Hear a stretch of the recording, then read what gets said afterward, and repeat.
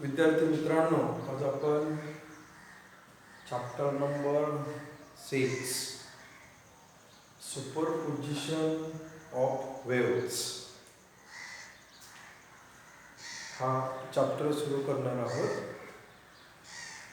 जुन्या सिलेबसमध्ये या चॅप्टरचं नाव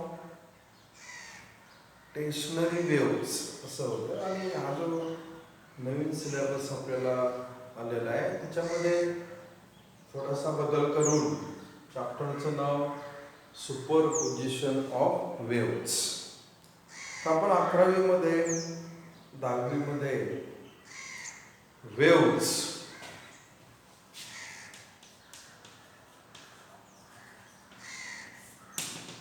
ह्याची माहिती पाहिली पहा. Waves and oscillation. तर वेव्स ची डेफिनेशन आपण 11वीमध्ये घेतलेली पहा. वेव्स किंवा progressive wave, properties of progressive wave, transverse wave, mechanical wave, electromagnetic wave असा कन्सेप्ट आपण पाहिलेला आहे. पहिल्या लेक्चरमध्ये आपण परत एकदा तो भाग रिफ्रेश करणार आहोत. तर सुरुवातीला व्याख्या आपण बघू की वेव्स. तर waves is nothing but an oscillatory disturbance traveling through the given medium is called wave. समजा आपण एखाद्या उदाहरण आपण घेतलं याचं, तर पाण्यामध्ये आपण दगड टाकला तर त्या ठिकाणी वेव्स आपल्याला पाहायला भेटतात आणि पाण्याचा भाग काठापर्यंत गेलं की ते वेव्स नाहीसे होतात. म्हणजे त्याला माध्यमाची गरज असते. ऑसिलेटरी डिस्टर्बन्स म्हणजे इथं ऑसिलेशन होतात किंवा व्हायब्रेशन होतात extreme position to mean position. म्हणजे अशा प्रकारे ऑसिलेटरी डिस्टर्बन्स त्या ठिकाणी तयार होतो आणि there is formation of waves. म्हणजे थोडक्यात आपण व्याख्या and oscillatory disturbance travelling through the medium in a particular straight direction is called wave. हे आपण अगोदर पाहिलेलं आहे. त्याचप्रमाणे आपण वेव्हच्या प्रॉपर्टीज सुद्धा पाहिलेल्या आहेत. वेव्हच्या प्रॉपर्टीचा विचार केला तर त्या ठिकाणी जे पार्टिकलचं व्हायब्रेशन होणार आहे, मग पार्टिकलचं व्हायब्रेशन वर खाली असेल किंवा मागे पुढे असेल, आपण त्याला टू अँड फ्रो किंवा अप अँड डाऊन असं म्हणतो, असं व्हायब्रेशन होत असेल तर प्रत्येक पार्टिकलचं व्हायब्रेशन होत असताना त्याचं ॲम्प्लिट्यूड सर्वांचं सारखं असतं. त्यानंतर त्याचा पिरियड सर्व पार्टिकलसाठी सारखा असतो. आणि तिसरी गोष्ट म्हणजे फ्रिक्वेन्सी सर्व पार्टिकलसाठी सारखी असते. आणखी प्रॉपर्टी आहे. परत आपण मेन प्रॉपर्टीचा विचार केला तर ती वेव्हचे आपण प्रकार सुद्धा पाहिले. प्रोग्रेसिव्ह वेव्हचे, ही ट्रान्सवर्स वेव्ह असेल किंवा लॉन्जिट्युडिनल वेव्ह असेल. ही वेव्ह एखाद्या माध्यमामधून जाताना जे पार्टिकलचं व्हायब्रेशन होतं ते पार्टिकलचं व्हायब्रेशन होत असताना त्याचं ॲम्प्लिट्यूड, त्यानंतर नंबर 2 पिरियड आणि फ्रिक्वेन्सी सारखी असते. ही त्याची मेन प्रॉपर्टी आहे वेव्हची. त्यानंतर आपण दुसरा भाग पाहिलेला आहे की मेकॅनिकल वेव्ह.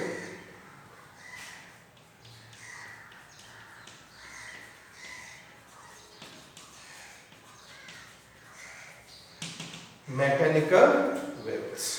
कुठल्या वेव्सला आपण मेकॅनिकल वेव्स असं म्हटलेलं आहे की the wave in which the wave need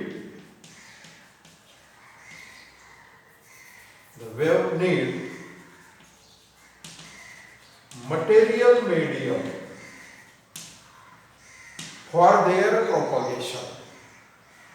म्हणजे एखादी वेव्ह तयार होण्यासाठी, क्रिएट होण्यासाठी तिला कुठल्या तरी मटेरियल मीडियमची आवश्यकता असते. उदाहरणार्थ ट्रान्सव्हर्स वेव्ह असेल तर तिला कुठलं तरी सॉलिड मीडियम असलं पाहिजे, बरोबर. म्हणजे अशा प्रकारे वेव्ह ट्रॅव्हल होण्यासाठी किंवा ती तयार होण्यासाठी कुठल्या तरी मटेरियल मीडियमची आवश्यकता असते. अशा वेव्हला आपण मेकॅनिकल वेव्ह असं म्हटलं. दुसरी डेफिनेशन आपण पाहिलेली पहा, इलेक्ट्रोमॅग्नेटिक वेव्स. Electromagnetic wave. आता ही जी मेकॅनिकल वेव्ह आणि इलेक्ट्रोमॅग्नेटिक वेव्ह हे एक्झॅक्टली अपोजिट असल्यासारखे, की मेकॅनिकल वेव्हला मटेरियल मीडियमची आवश्यकता असते तयार होण्यासाठी आणि इलेक्ट्रोमॅग्नेटिक वेव्हला there is no need of any material medium. Electromagnetic wave आहे तिला कुठल्याच माध्यमाची आवश्यकता नसते, किंवा the electromagnetic wave travel in all the medium. Generally आपण मीडियमचे 3 भाग करतो पहा. सॉलिड, आपल्याकडे जे माध्यम आहे मटेरियल मीडियम आहे ते एकतर सॉलिड असेल, लिक्विड असेल किंवा गॅस असेल, किंवा पुढे आपण एअर असेल, व्हॅक्यूम असेल. म्हणजे मेन आपल्याकडे असे 3 प्रकारचे माध्यम आहेत. आणि ही जी इलेक्ट्रोमॅग्नेटिक वेव्ह आहे तिला प्रोपॉगेट होण्यासाठी, तयार होण्यासाठी कुठल्याच माध्यमाची आवश्यकता नसते. अशा वेव्हला आपण इलेक्ट्रोमॅग्नेटिक वेव्ह असं म्हणतो. किंवा जी वेव्ह तयार होण्यासाठी, किंवा जी वेव्ह कुठल्याही माध्यमामधून ट्रॅव्हल होते, म्हणजे सॉलिड असेल, लिक्विड असेल, गॅस असेल, व्हॅक्यूम असेल, कुठलंही माध्यम असेल, त्या माध्यमामधून ही वेव्ह सहज प्रवास करू शकते, त्या वेव्हला म्हणायचं इलेक्ट्रोमॅग्नेटिक वेव्ह. आणि मेकॅनिकल वेव्ह त्याच्या अपोजिट आहे, की तिला कुठलं तरी माध्यम पाहिजे. तिथं माध्यम नसेल तर मेकॅनिकल वेव्ह तिथं ट्रॅव्हल होणार नाही, किंवा ती प्रॉपगेट होणार नाही, किंवा ती तयार होणार नाही.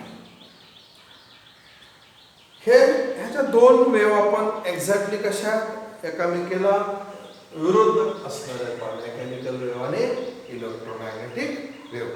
त्यानंतर आपण आणखी एक वेव्ह विचारात घेतलेली पहा. That wave is called progressive wave.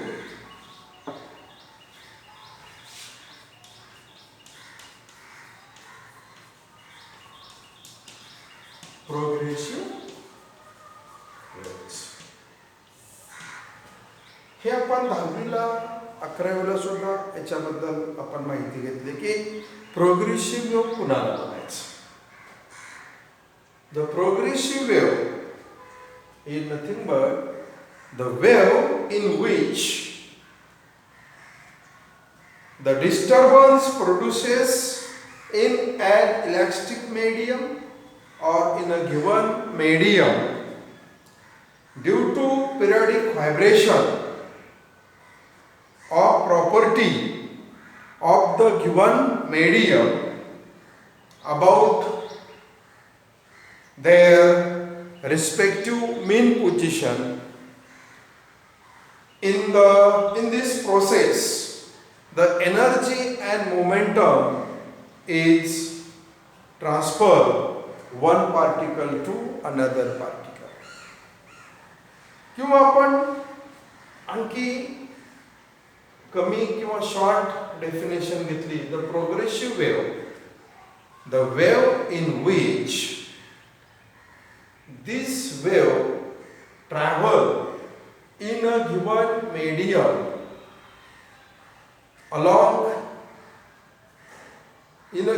medium in a straight line path without any disturbing or without any change the path.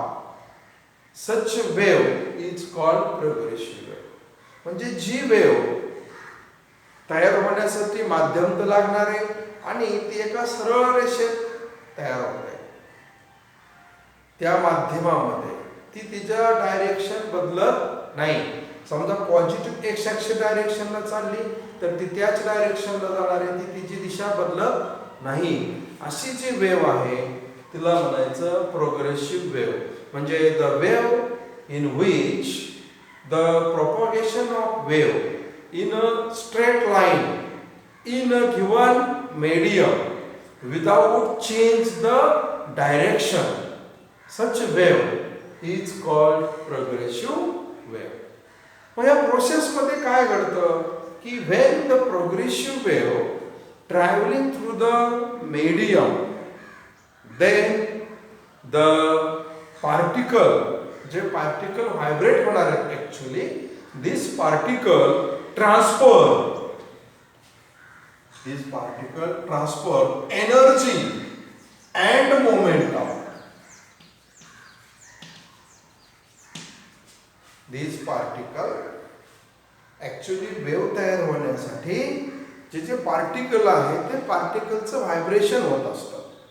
मग ते व्हायब्रेशन परपेंडिक्युलर डायरेक्शनला असेल वेव्हच्या किंवा पॅरल डायरेक्शनला असेल. प्रोग्रेसिव्ह वेव्हमध्ये जे पार्टिकलचं जे व्हायब्रेशन होतं ते व्हायब्रेशन होत असताना ते एक पार्टिकल एनर्जी आणि मोमेंटम दुसऱ्या पार्टिकलला देत असतो. म्हणजे energy and momentum is transfer one particle to another particle in the process of when the progressive wave travelling through the given electric medium. कुठल्याही इलेक्ट्रिक माध्यमामध्ये किंवा एखाद्या मीडियममध्ये जर प्रोग्रेसिव्ह वेव्ह जात असेल तर त्या प्रोग्रेसिव्ह वेव्हमध्ये जे पार्टिकलचं व्हायब्रेशन असणार आहे ते एनर्जी ट्रान्सफर करतात आणि मोमेंटम सुद्धा ट्रान्सफर करतात. म्हणजे during the process of progressive wave travelling through the medium the particle और energy is transferred, momentum is transferred one particle to another particle. Hence, that progressive wave is also called traveling wave. म्हणजे progressive वेव्हला दुसरं नाव काय आहे? Travelling wave. कारण की ते travel करते. काय ट्रॅव्हल करते तर कोणाचं ट्रान्सफॉर्मेशन करते? एनर्जी आणि मोमेंटम एका पार्टिकल कडून दुसऱ्या पार्टिकलकडे ते देत असते. त्या अशा प्रकारच्या वेव्हला आपण म्हटलंय प्रोग्रेसिव्ह वेव्ह. या प्रोग्रेसिव्ह वेव्हच्या काय प्रॉपर्टीज आहेत त्यापैकी आपण थोडक्यामध्ये त्या प्रॉपर्टीज बघूया. आपण याच्या प्रॉपर्टी 11वी मध्ये सुद्धा 10वी मध्ये आहेत, 11वी मध्ये आहेत. प्रॉपर्टीज नंबर 1 आपण मगाशी पाहिली. When the progressive wave travelling through the electric medium or any medium, then the vibrations of particle, जे पार्टिकलचं व्हायब्रेशन होतात having equal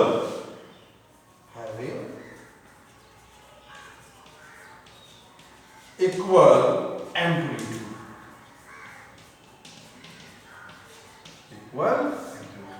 खूप महत्वाची प्रॉपर्टी की ज्यावेळेस प्रोग्रेसिव्ह वेव्ह ट्रॅव्हल होत असते जे पार्टिकलचं व्हायब्रेशन होतात त्या पार्टिकल जे सर्व पार्टिकल असणार आहेत सर्वांचं एम्प्लिट्यूड सारखं असतं. एम्प्लिट्यूड म्हणजे द मॅक्सिमम डिस्प्लेसमेंट. म्हणजे आपण इकडे डायग्राम काढली समजा ही वेव्ह आहे.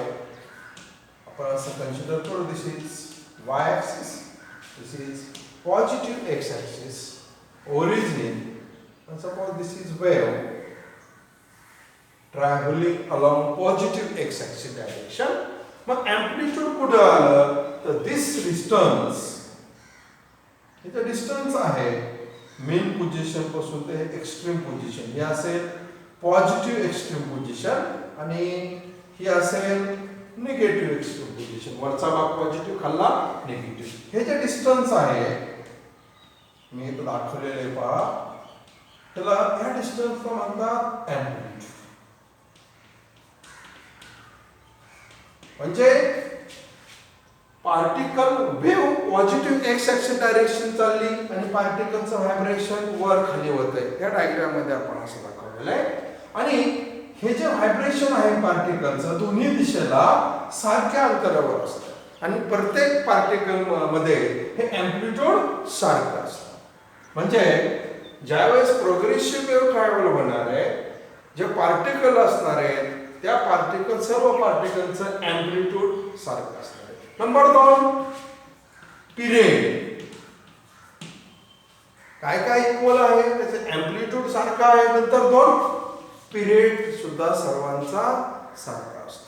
मग पिरियड कोणाला म्हणतो आपण की जर वेव्हचं उदाहरण घेतलं तर एक वेव्ह कंप्लीट होण्यासाठी लागणारा वेळ. मग इथं बघूया आपण फिगरमध्ये कुठला पिरियड म्हणायचा. इथून वेव्ह सुरुवात झाली, ह्याने एवढा भाग कव्हर केला, हा पॉझिटिव्ह डायरेक्शनला, हा इथपर्यंत एक वेव्ह कंप्लीट झाली. म्हणजे ह्याचा डिस्टन्स आहे, ह्याला आपण पिरियड म्हणू शकतो. ह्याचे डिस्टन्स दाखवले ना फिगरमध्ये. इथून सुरुवात झाली, हा अर्धा भाग आणि हा दुसरा अर्धा भाग, म्हणजे इथपर्यंत एक वेव्ह कंप्लीट झाली. म्हणजे एक वेव्ह कंप्लीट होण्यासाठी लागणारा वेळ त्याला म्हणायचं पिरियड. पण प्रत्येक पार्टिकलला म्हणजे समजा एका वेव्ह मध्ये जेवढे पार्टिकल अनेक पार्टिकल असणार त्याचं व्हायब्रेशन होणार आहे, त्यांना एक वेव्ह कंप्लीट करायला सर्वांना सारखा वेळ लागतो. म्हणजे पिरियड सुद्धा काय आहे तिथं सेम आहे. Number 3 frequency. फ्रिक्वेन्सी सुद्धा सारखी असते. फ्रिक्वेन्सी म्हणजे आपल्याला माहिती आहे reciprocal off period is called frequency. किंवा फ्रिक्वेन्सीची दुसरी व्याख्या आपण करतो की number of waves perform by particle. ठराविक वेळेमध्ये एका सेकंदामध्ये एका मिनिटामध्ये ते पार्टिकल किंवा किती वेव्हज तयार होतात त्याला आपण फ्रिक्वेन्सी असं म्हणतो. आणि प्रत्येक पार्टिकलला ठराविक वेळेमध्ये प्रत्येक पार्टिकल सेमच त्याचं वेव्हज तयार करतात, म्हणजेच त्यांची फ्रिक्वेन्सी सारखी असते. ही त्याची पहिली प्रॉपर्टी की प्रोग्रेसिव्ह वेव्ह जर ट्रॅव्हल होत असेल तर जे पार्टिकलचं व्हायब्रेशन आहे त्या सर्वांचं अँप्लिट्यूड, पिरियड आणि फ्रिक्वेन्सी सारखी असते. Number 2 the progressive wave is performing simple harmonic wave. simple harmonic motion. Simple harmonic motion. ही जी प्रोग्रेसिव्ह वेव्ह आहे ही काय परफॉर्म करते? Simple harmonic motion. Simple harmonic motion म्हणजे in simple harmonic motion the vibration of particle or force, जे vibration कुठल्या तरी फोर्स म्हणून निर्माण होतात किंवा ऍसलरेशन ऑफ पार्टिकल. वेव्ह एका ठिकाणाहून दुसऱ्या ठिकाणी जाणार आहे, पार्टिकलचं व्हायब्रेशन होणार आहे, पण व्हायब्रेशन होण्यासाठी कुठला तरी फोर्स रिस्पॉन्सिबल असणार आहे. त्या फोर्समुळे तिथे ऍसलरेशन निर्माण होतं. ते फोर्स आणि acceleration is directed towards the mean position. म्हणजे त्यांचं व्हायब्रेशन हळूहळू पुढे येतं, मेन पोझिशन कडेच येतं. ह्या ठिकाणी एक्स्ट्रीम पोझिशन आहे, ही मेन पोझिशन आहे. म्हणजे आपण एखादं उदाहरण घेतलं सिंपल पेंडुलमचं, आपण त्याला ऑसिलेशन दिले आणि ठराविक 5-10 मिनिटं आपण वेळ पाहिली तर हळूहळू तो सिंपल पेंडुलम मेन पोझिशनला येतो. म्हणजे त्याचं टार्गेट कुठं असतं? एक्स्ट्रीम पोझिशन कडून हळूहळू तो मेन पोझिशन कडे येतो. म्हणजे अशा प्रकारे this progressive wave perform simple harmonic motion. पुढली त्याची प्रॉपर्टी आहे the phase changes. The phase changes from one particle to another particle. म्हणजे when the progressive wave traveling through the medium, the particle changes their phase. Particle सतत त्याचा phase angle किंवा phase change करत असतात, म्हणजे प्रत्येकाचा phase हा सारखा नसतो. तिसरी property, no particle remain at rest permanently. No particle remain at rest permanently. म्हणजे कुठलाच पार्टिकल त्याचं व्हायब्रेशन मेन पोझिशन कडून एक्स्ट्रीम पोझिशन कडे येत असतं, परंतु ते पार्टिकल परमनंटली रेस्टला थांबत नाही. त्यांचे सतत काय असते, मुवमेंट होत असते, त्यांची सतत व्हायब्रेशन होत असतात. These are the next property. The progressive wave traveling through the medium or during the vibration of particle, when the particles move किंवा travel from mean position, particles vibration कसं होत असतं, एक्स्ट्रीम पोझिशन पासून main position कडे, extreme position पासून main position कडे. आणि ज्यावेळेस ही वेव्ह मेन पोझिशन पासून पास होते, द व्हेलॉसिटी इज मॅक्सिमम. पुढली प्रॉपर्टी महत्वाची काय आहे की पार्टिकलचं प्रोग्रेसिव्ह वेव्ह मध्ये पार्टिकलचं व्हायब्रेशन होत असताना ती वेव्ह मेन पोझिशन पासून मेन पोझिशन एक्स्ट्रीम पोझिशन असं त्याचं व्हायब्रेशन होत असतं. आणि ज्यावेळेस ती वेव्ह मेन पोझिशन पासून पास होईल त्यावेळी त्याची व्हेलॉसिटी मॅक्झिमम असते. अँड एक्स्ट्रीम पोझिशनला ती मिनिमम असते. म्हणजे व्हेलॉसिटी जी वेव्हची आहे किंवा पार्टिकलची जी व्हेलॉसिटी आहे मेन पोझिशनला जास्त असते आणि एक्स्ट्रीम पोझिशनला कमी असते. And this velocity, the velocity of particle depends upon medium. ज्या पार्टिकलची जी व्हेलॉसिटी आहे, वेव्हची व्हेलॉसिटी, ही माध्यम कसल्या प्रकारचं आहे त्याच्यावरती अवलंबून असते. आपण अगोदर पाहिलेलं the progressive wave are classified into two types. Progressive वेव्हचे दोन प्रकार पडतात. एक transverse wave A, transverse wave, आणि सेकंड लॉन्जिट्युडनल वेव्ह. 11वी मध्ये आपण हे प्रकार बघितलेले आहेत. पहा, ते दोन प्रकार पडतात, ट्रान्सवर्स वेव्ह आणि लॉन्जिट्युडनल वेव्ह. तर फिगर मध्ये आपण काय दाखवलेले, ए म्हणजे ट्रान्सवर्स वेव्ह दाखवलेली. म्हणजे प्रोग्रेसिव्ह वेव्हचे दोन प्रकार पडतात, ट्रान्सवर्स वेव्ह आणि longitudinal wave. When the transverse wave travelling through the medium, the vibration of particle is perpendicular to direction of propagation of wave.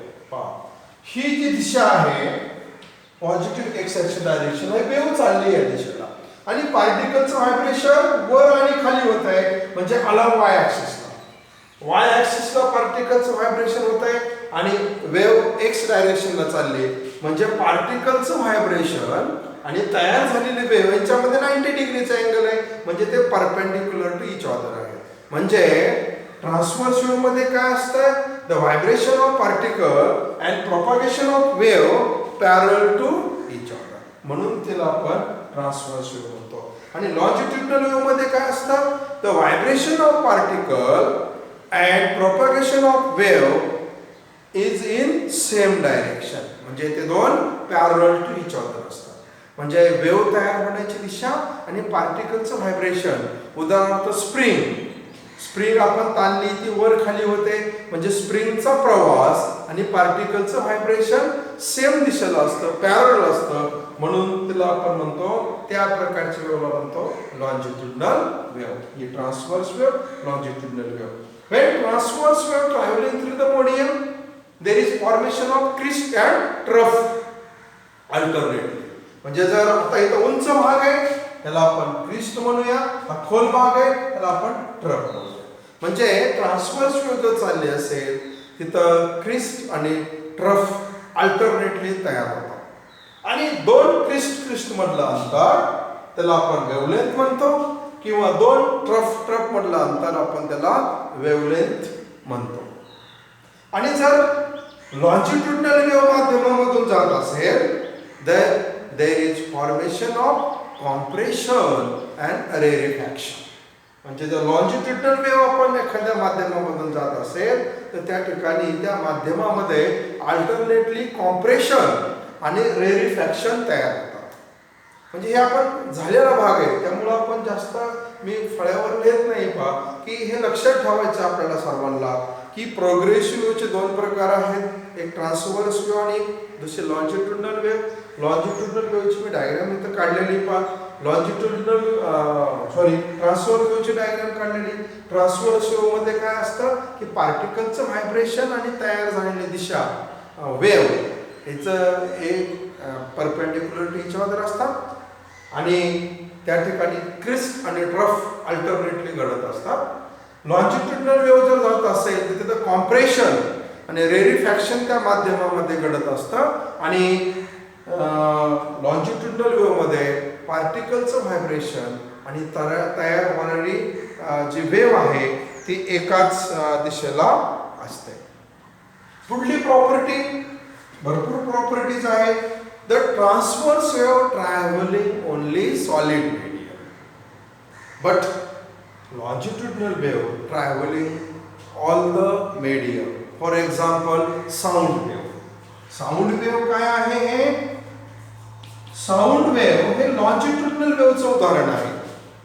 Sound wave आपण त्याला मराठीत ध्वनी म्हणतो, आवाज. आवाज आपण कुठल्याही माध्यमामधून जातो, ते सॉलिड असेल, लिक्विड असेल किंवा गॅस मीडियम असेल, आवाज कुठल्याही माध्यमामधून जातो. म्हणजे ही longitudinal wave travelling through all the medium but transverse wave travel only solid medium. आणि लॉन्जिट्युडनल वेव्हचं उदाहरण आपण घेतलंय साऊंड वेव्ह. म्हणजे अशा प्रकारे ह्या प्रोग्रेसिव्ह वेव्हच्या प्रॉपर्टीज आहेत. आणि शेवटी आपण बघूया की ह्या अशा प्रकारच्या वेव्हचं इक्वेशन कसं असतं. The equation of such waves हे सुद्धा आपण 11वीला घेतलेलं आहे. Equation of wave.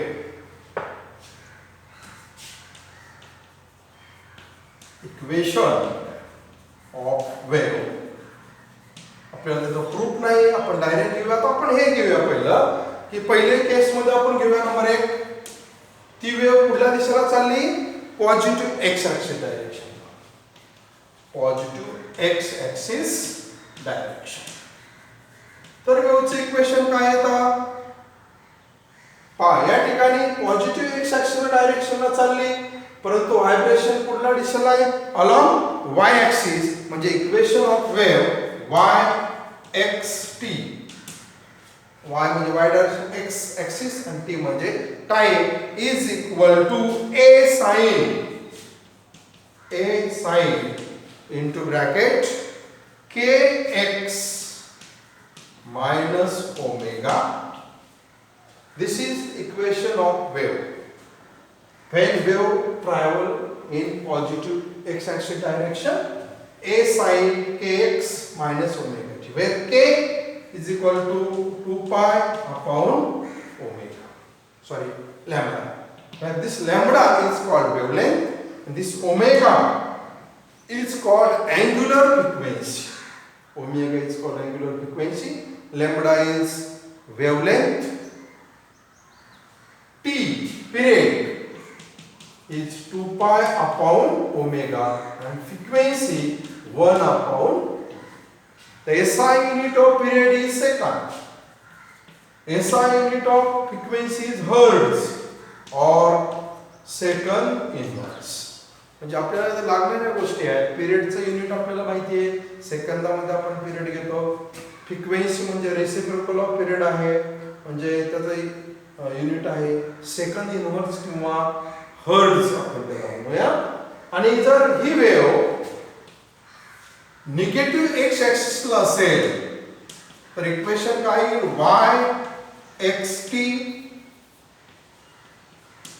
Is equal to A sine kx plus omega. म्हणजे तर फक्त चिन्ह बदलून इथं मायनसच्या ऐवजी प्लस होईल. पॉझिटिव्ह डायरेक्शनला असेल तर हे इक्वेशन, निगेटिव्ह डायरेक्शनला असेल तर हे इक्वेशन. हा झाला इंट्रोडक्शनचा पार्ट. ऍक्च्युली चॅप्टर आपल्याला सुरू पुढल्या लेक्चरला करायचा आहे. हा भाग आपल्याला माहीत असला पाहिजे सर्वांना.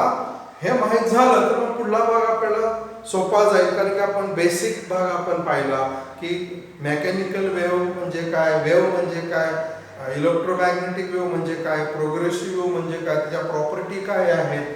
प्रोग्रेसिव्ह वेव्हचे दोन प्रकार आहेत, ट्रान्सव्हर्स वेव्ह आणि लॉन्जिट्युडिनल वेव्ह. ट्रान्सव्हर्स वेव्हची काय प्रॉपर्टी आहे, लॉन्जिट्युडिनल वेव्हची काय प्रॉपर्टी आहे, पिरियड म्हणजे काय, फ्रिक्वेन्सी म्हणजे काय, ह्या गोष्टी माहीत झाल्यानंतर आपण पुढल्या लेक्चरमध्ये ॲक्च्युली आपण हा जो चॅप्टर आहे सुपरपोजिशन ऑफ वेव्ह त्याला सुरुवात